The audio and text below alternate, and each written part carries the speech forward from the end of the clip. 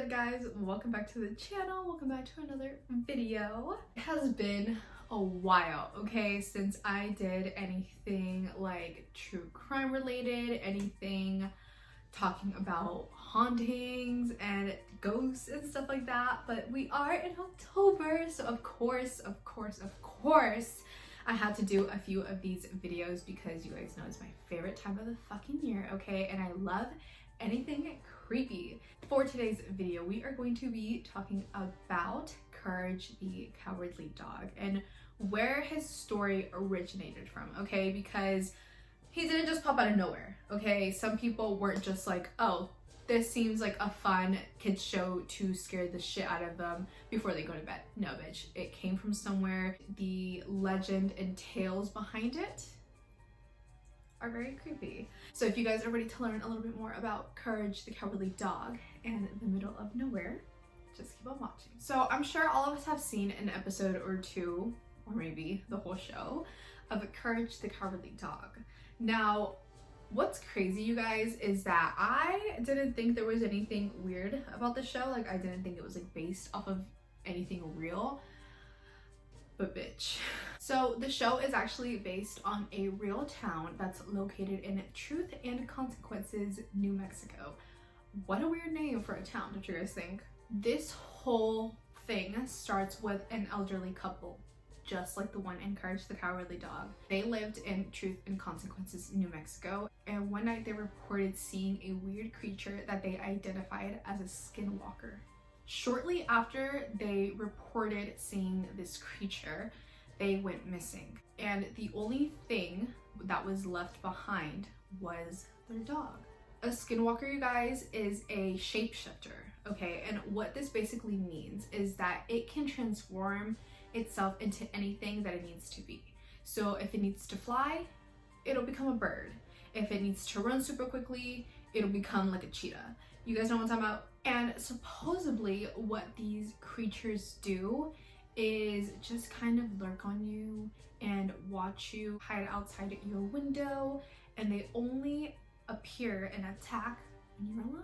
What's super creepy about these Skinwalkers, well, aside from the fact that they can shapeshift into any animal that they need to be, is that people are terrified of even mentioning them too much because they will show up and get you. So now that you guys know a little bit more about like the Skinwalkers and what they're like, let's talk a little bit more about the history of the town and kind of who lives there, okay? About 7 miles north of Truth and Consequences, New Mexico, there's a town called Elephant Butts, New Mexico. In this town, a man by the name of David Parker Ray, also known as the Toy Box Killer, lived there. He was a kidnapper, he was a rapist, he tortured people, he was a serial killer. His victims' bodies were never found. Police say that he tortured and killed over 60 women, you guys. He soundproofed a trailer, which is what he called the toy box, and this is where he would keep his victims, where he would torture his victims, and where he would kill his victims. And how he would get his victims, you guys, is by riding around in Truth or Consequences, New Mexico, and he would look for houses that looked kind of lonely, like not many people lived there, so that he could attack his victims. He would stalk the different victims' houses using different disguises. He would even try to make friends with the next victims that he was stalking. I've always known this, but one thing that I really had to learn this year was you cannot trust anybody, okay? No confíes ni de tu propia pinche sombra, porque cuando sale la luna, hasta ella desaparece.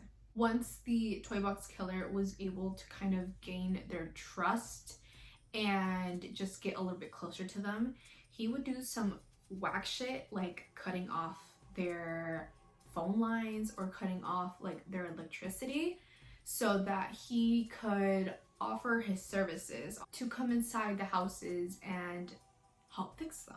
He would sometimes even make up these like weird sob stories so that people felt bad for him and would like let him into their home. And if you guys remember in Courage the Cowardly Dog, that's exactly what the like weird ass creatures do. They like make up some like weird shit so that they can get inside Courage's home. Because David Ray was doing this in a very small rural area, he wasn't really causing a lot of questions with both like the people, the locals, and police. So he knew exactly where to target. Now, because so many people went missing and nobody ever saw them again and nobody ever found like their bodies, and this made it so that for hundreds of years, you guys, there has been hundreds of tales told about a human-like figure that stalks and lures victims so that he can kill them. This kept happening, you guys. More and more people were going missing, less and less people were being found, and nobody could figure out why or who or what was causing all this. But finally, you guys, the reign of terror came to an end in 2001 when David Ray was finally convicted and sentenced to 224 years in prison. Yeah, not even in the next lifetime was that motherfucker gonna get out. He actually died of a heart attack 1 year after he was convicted and sentenced to prison. So yeah, I think he got what he deserved.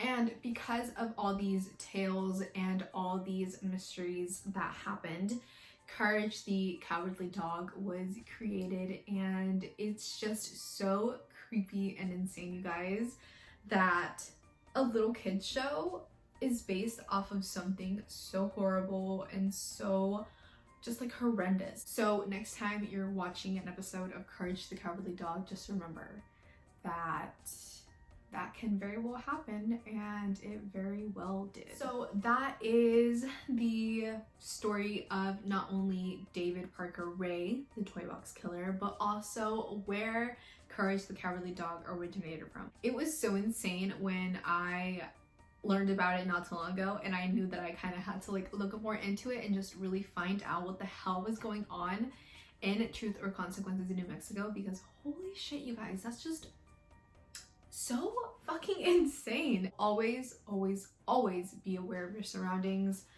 Don't mention the Skinwalkers too often, and don't trust a single person, because you never know somebody's true intentions, you guys. So that's going to be it for today's video. I hope you guys enjoyed this one. I had so much fun learning about it and talking to you guys about it. It was just a little kickstart to the Halloween season, and just to get you guys a little bit more in the spirit. Don't forget to subscribe down below so that you guys don't miss any future content from moi, of course. I hope you guys have an amazing rest of your day, a dope ass rest of your week.